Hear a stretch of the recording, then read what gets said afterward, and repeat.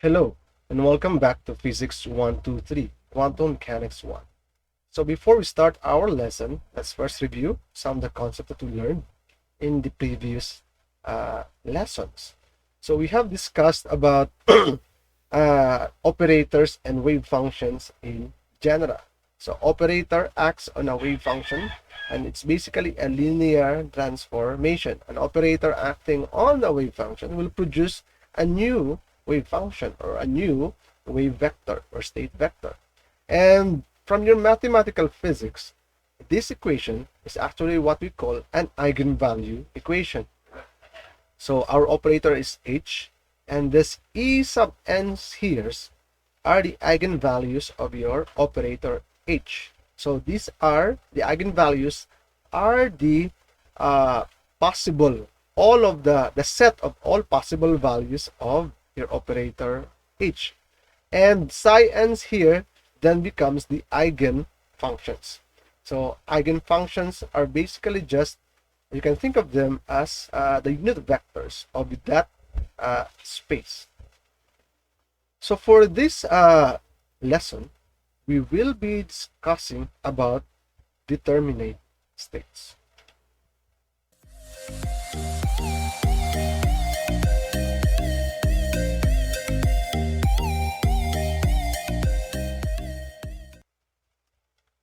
So determinate states are basically just the stationary states.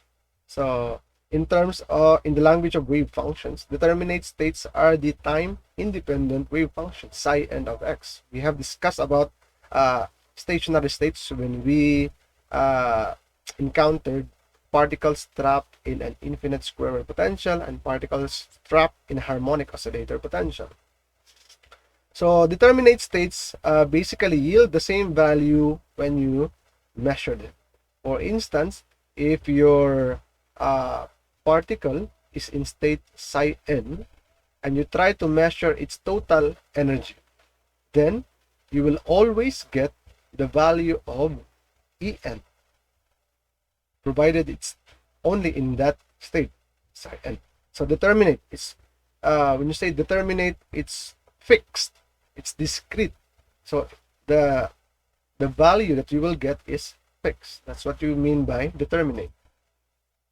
So a measurement of energy in the state psi n will yield a value En. So the eigenfunctions, or sometimes it's called eigenstates, Fn, of observables, where observables are represented by Hermitian operators Q,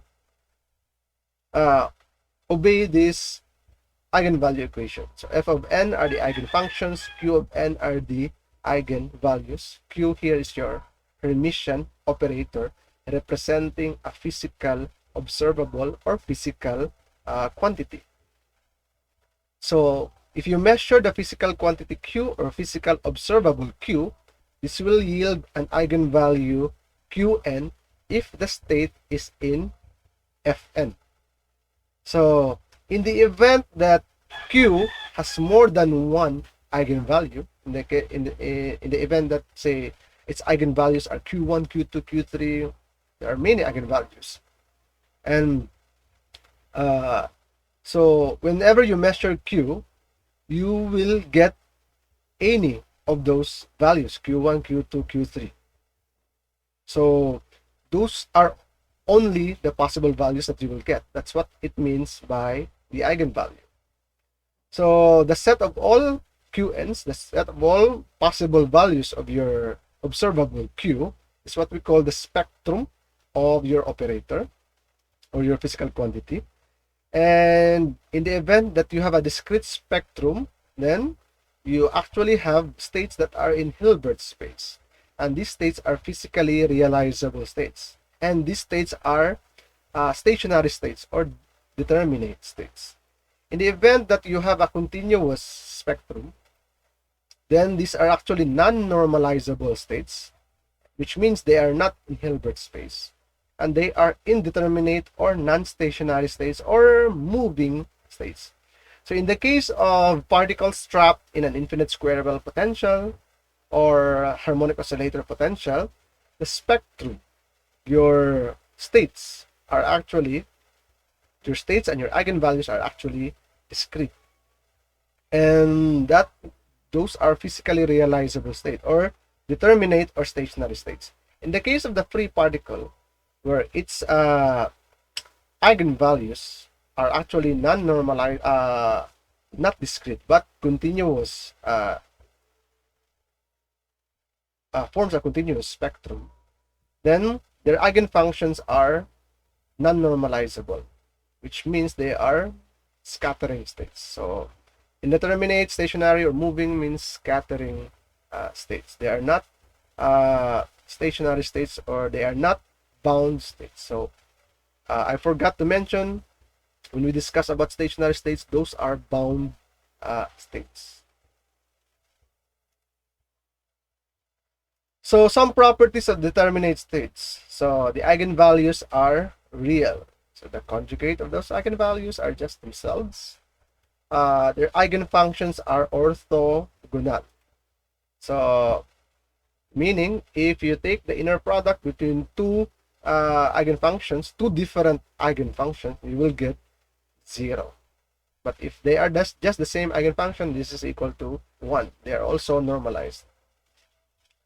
Another property is that if the eigenfunctions share, if there are two eigenfunctions which share the same eigenvalue, then any linear combination of them is also an eigenfunction with the same eigenvalues. For example, we have this eigenvalue equation. This is Fn.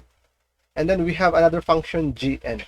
And Fn and Gn, they share the same eigenvalue, Qn. Meaning, any linear combination of these two eigenfunctions, Fn and Gn, will also be an eigenfunction of Q, or physical quantity Q, with the same eigenvalue Qn. So this is true for all linear functions in linear algebra. So the last property is the completeness property. So any eigenfunction of an observable operator are complete, meaning any function can be written by the other eigenfunctions in the system. Okay, let's have an example. For the operator Q, which is just a second order operator in phi, d squared dphi squared, determine if it is Hermitian and find its eigenfunctions and eigenvalues. Okay. So first question, is it Hermitian? So in order to do that, we need to test our function. By the way, phi here is our azimuthal angle. So phi is our azimuthal angle, meaning if you have a function of phi, this function is actually periodic, meaning the value of the function will repeat after a period of 2 pi, because that is the period of our azimuthal angle from 0 to 2 pi. So whenever you repeat an angle of 2 pi, you get the same value of that function. So it's a periodic. So this is the definition of a periodic function. Okay, so if you want to test it, if you want to see if it is Hermitian, then we need to sandwich this operator between our test functions. Our test functions here, f and g, are of course are in Hilbert space. So in integral form, this is f conjugate, and then q is our second order differential operator. So d squared d phi squared acting on g, so basically that one, and d phi. So phi is from 0 to 2 pi. Okay, we will use integration by parts. This is our u, this is our dv. So if you will notice, this is just basically the differential of dg dphi. Supposedly d dphi, your dphi, the dphi will cancel each other out. So u dv, our u is f conjugate, our v is the differential of, our v is this one, dg dphi. Okay, so by virtue of integration by parts, this is just f conjugate dg dphi evaluated from 0 to 2 pi.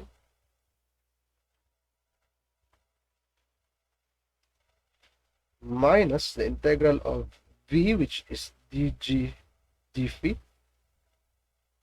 du, the differential of f conjugate. And again, so bdu, we will just add the dphi and then dphi here.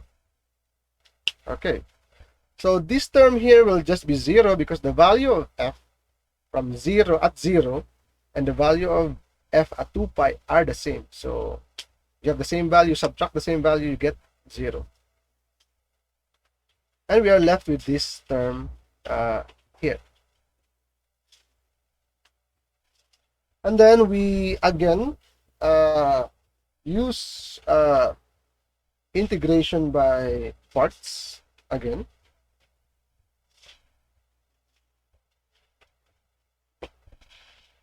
So this will now be our u, and our dv is just the, this will be our dv, our dg, because dv and dv will just basically just cancel each other out. This is our u, our dv is that one. You do another integration by parts, and what you will get is, so you have df dphi and then g evaluated from 0 to 2 pi. This is our uv minus, so there's a negative sign here, so supposedly there's a negative sign here, so the negative sign becomes a plus, so v du, so v tapos du, so the differential of df conjugate dphi. And we will just add some dphi here and then dphi here to complete it. So again, this is still 0 because it's periodic. The value of these functions at 0 and 2 pi are the same. And what do we get here? So this is just the integral of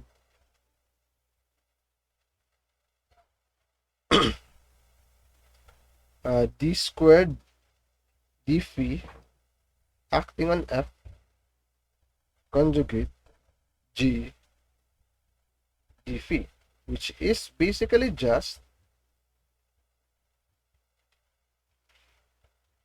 in Dirac notation, this is basically just q acting on f and g. So if this one, if q can be transferred to f without the adjoint operation, then meaning q is Hermitian. So in this case, q is just equal to q adjoint. So it is Hermitian. Okay. So how about for the second question? Find its eigenfunctions and eigenvalues.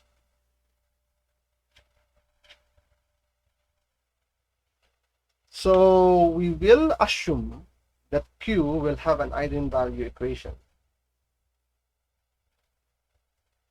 I'm just gonna erase that first. So we need to find the eigenvalues of q. So q acting on its eigenfunction f, for instance, is just q f. So the f's here are the eigenfunctions, the q here's are the eigenvalues. So this is a second order differential operator in phi. So we need to solve this differential equation. So if you will recall, in our review lessons,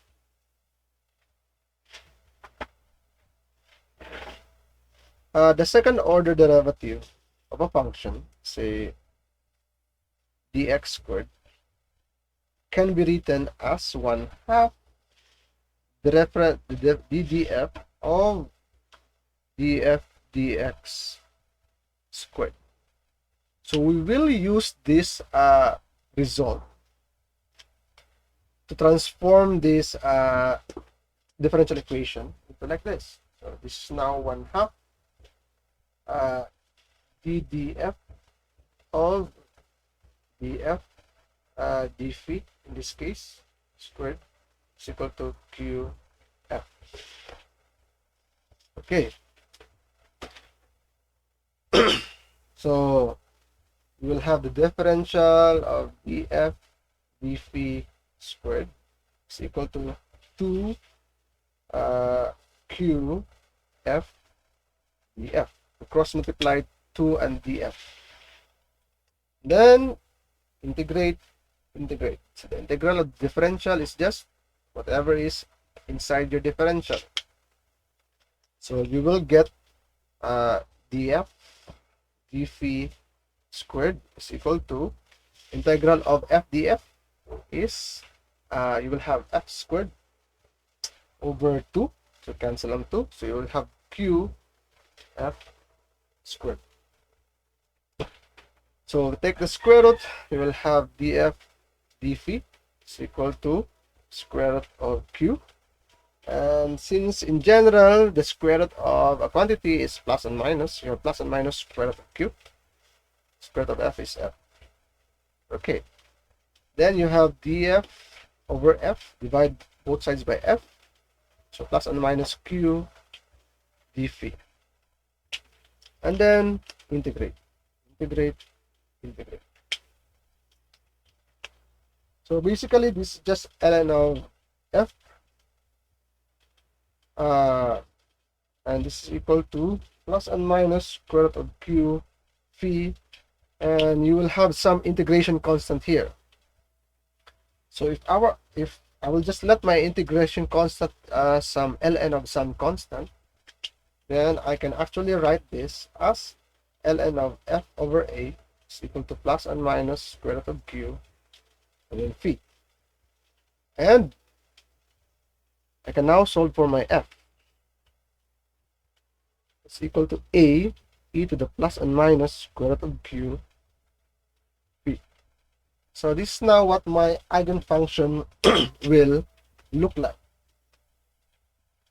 Okay, so how do I solve for the eigenvalues q? So we need to go back to the periodicity condition. So for this case, the periodicity condition is that the value of the function after you make an angle 2 pi, you will return to the value of that function. So meaning, if we apply this periodicity condition, then we will get,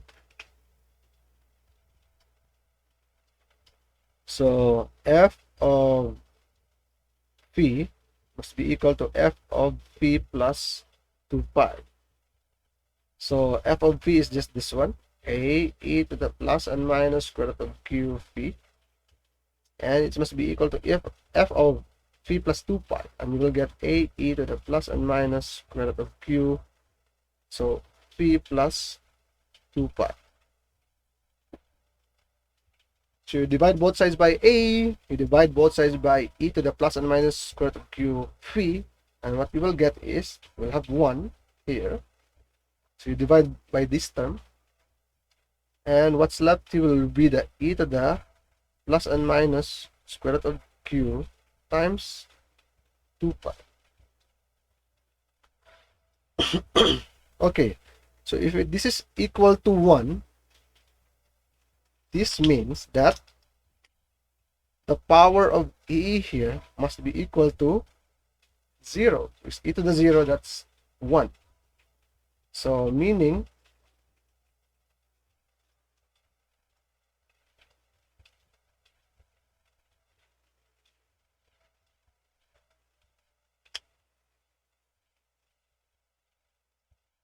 oh sorry, it's not necessarily 0, but this could mean, if you will recall, e to the I theta, Euler's formula, e to the I theta is equal to cosine theta plus I sine theta. So if your theta is 2 pi, for instance, cosine 2 pi is 1, sine sa 2 pi is 0, then you will get 1. For if theta is equal to 2 pi, this is equal to 1, for theta is equal to 2 pi. So this could only mean that your square root of q here must be some multiple of I. So that's what this result is all about. So square root of q must be n times I, such that we can now solve for the eigenvalues qn's. It's basically just the square of this one. So you will have square of I is -1, so negative n squared. So this is our eigenfunction. These are our eigenvalues. And in this case, our eigenvalues are doubly degenerate. There are two values of q, which corresponds to one value of f, because there's a plus and minus here. So we say that our spectrum, the spectrum of our eigenvalue are doubly degenerate. So we'll just discuss about degeneracy later, but in this case we have doubly or double degeneracy of our eigenvalue. Okay, so that's for this question here. For the second example, we are asked to find the eigenfunctions and eigenvalues of the momentum operator. Okay, so we will assume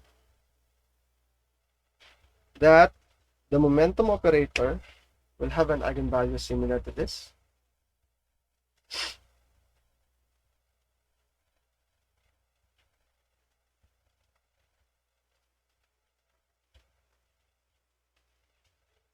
So, okay, maybe I'm just gonna use Q. So the Q's are the eigenvalues of our momentum operator. Okay, so the momentum operator is just h bar over I ddx. So dx is equal to Q and F. So you will have df over f is equal to I over h bar Q and then dx. So integrate, you get an ln of f, then I over h over q x plus some integration constant. You can again let that integration constant to be ln of a, so that you will get your eigenvalues, eigenfunction of momentum as a e to the I px over h bar. Okay, so this is actually similar to the previous example, since the eigenfunctions are e to the in the previous example it's e to the I n phi. In this case we have e to the I p x over h bar. Now in the case of the previous example, the phi variable, it's only from 0 to 2 pi, so it has boundaries, and at the boundaries you can actually set that eigenfunction to be 0 or to vanish at the boundaries. In this case here, even though they have the same eigenfunction, e to the I theta in general, but x here have no periodic boundaries. It's essentially from negative infinity to positive infinity. So you cannot actually square. These are not non-normalizable eigenfunctions, or these are not square integrable states, or they do not represent determinate states, or they do not represent stationary states. So we've actually encountered a similar expression like this when we discuss about the free particle. The free particle is not essentially stationary. It's actually free, so it's scattering, it's moving. It has moving states. So what we can do here,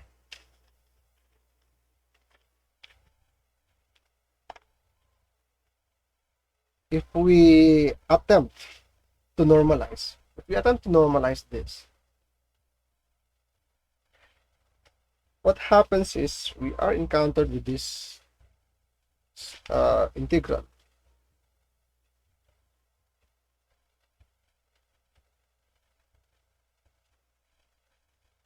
Assuming this is p f prime here.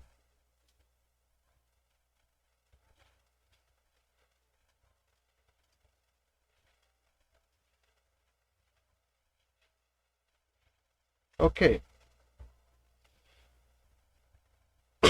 So this integral is actually a basically a Dirac integral. You can actually use Fourier transform to solve this integral here. So the result of this integral is basically 2 pi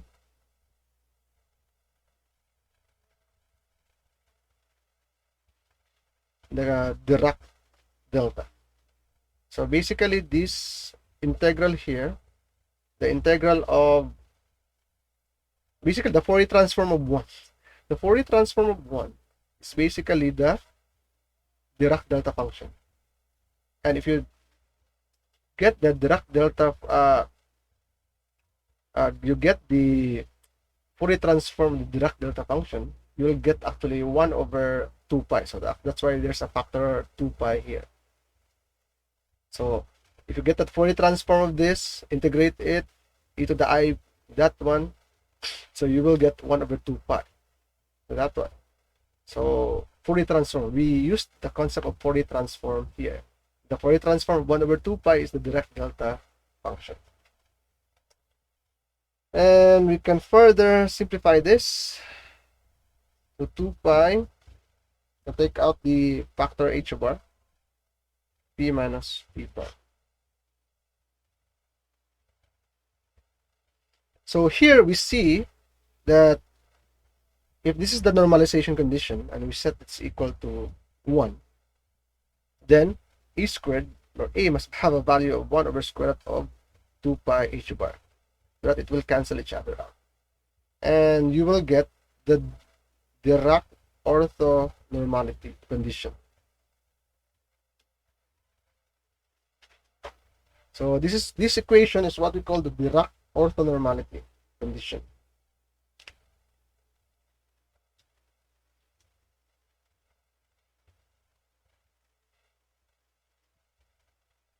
So Dirac orthonormality condition. So it's a Dirac delta function. So if p is not equal to p prime, then it's 0. If p is equal to p prime, then you will get 1. So this is for functions with continuous spectrum of eigenvalues.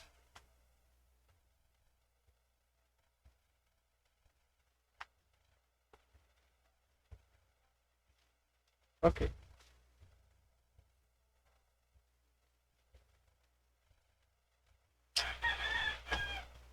So let's have another example. So you are now asked to find the eigenvalues and eigenfunctions of the position operator. So what are the eigenvalues and eigenfunctions of the position operator? Take note, the position operator is just a multiplication by x. Okay, so in this example, we will assume that the x operator has this eigenfunction or eigenvalue equation.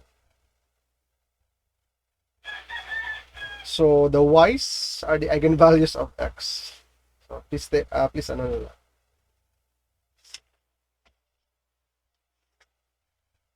okay, so how do we solve this? So what eigenfunction satisfies this condition. If you multiply it by x, the answer will be this one, y and g. So the eigenfunctions that will satisfy this, which is a function of x, will be the Dirac delta function.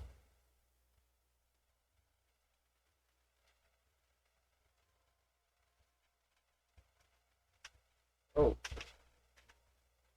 so that one. So this is 0 if x is not equal to y, and this is a if x is equal to y. So again, similar with the eigenfunctions of momentum, these are not determinate states. These are non-normalizable states. You cannot normalize them. So you will still achieve with this say orthonormality.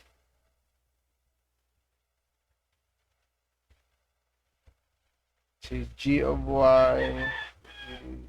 y prime rather than g of y.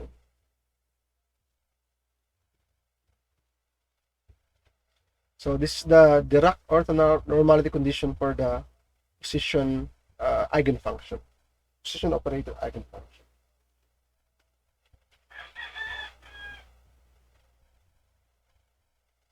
So the eigenvalues are y, and the eigenfunctions are basically Dirac delta functions. So if x is not equal to y, then it's 0.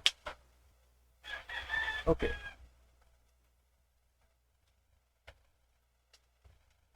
So last example. You are asked to find. So you're asked if is the ground state of the infinite square well potential an eigenfunction of momentum. So what does this question translate to? So basically, it asks you if the ground state of the infinite square well, which is what's the ground state of the infinite square well potential, anyway. Oh, sorry. So you have psi 1. So it's square root of 2 over a sine n pi. So this is n is equal to 1, so pi x over a. So this is the ground state of a particle trapped in an infinite square well potential. But the question is it an eigenfunction of momentum? And if not, why is it not an eigenfunction of momentum? So we need to show that if the momentum acts on this function, then there will be an eigenvalue, and we will still get back the eigenfunction psi 1. This is what the eigenvalue equation is all about. An operator acting on a function will just result in that function multiplied by a constant. So if we arrive at that equation, then the psi 1, the ground state of the infinite square well potential, is an eigenfunction of momentum. So basically, we get the derivative of psi 1 with respect to x and see if we still get psi 1.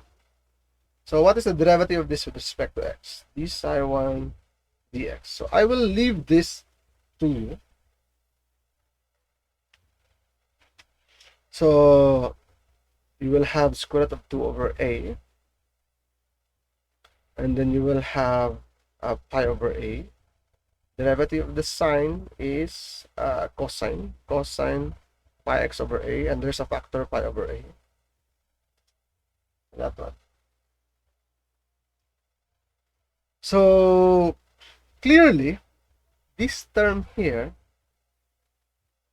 or clearly, this side of the equation here can no longer be written as a multiple of psi 1, because psi 1 is sine, but the derivative of psi 1 with respect to x is now cosine. So you cannot write sine in terms of cosine. So therefore, at this early stage, we can say that psi 1 is not an eigenfunction of momentum. So it's not an eigenfunction of momentum, clearly. But if you will notice, the energy levels of a particle trapped in an infinite square potential is like this: n squared pi squared over 2ma squared. And basically, we can write this as pi squared, pi h bar over a squared, or n pi h bar over a squared over 2m, where it looks like p squared over 2m, where p is your n pi h bar over a, the momentum. So this result essentially tells you that for a particle in an infinite square well potential, the momentum is actually determinate. The magnitude of the momentum is determinate, but its direction cannot be determined. So that's why in general, since a vector in general has both magnitude and direction, even though you can determine its magnitude, but you cannot determine its direction. So in general, your momentum vector will be indeterminate. But you can actually always calculate its magnitude, the magnitude of the momentum. So in general, psi1 is not an eigenfunction of the momentum operator. Okay. So basically in this lesson we just have some exercises on the eigenvalue equation. So how to get the eigenvalue equation, how to solve the eigenvalue equation, how to find the eigenfunctions, find the eigenvalues. So in the previous lessons, we will be using Dirac notations, wherein our operators will now be in terms of matrices. So in that case, you need your linear algebra for that. So I will see you again in the next lesson.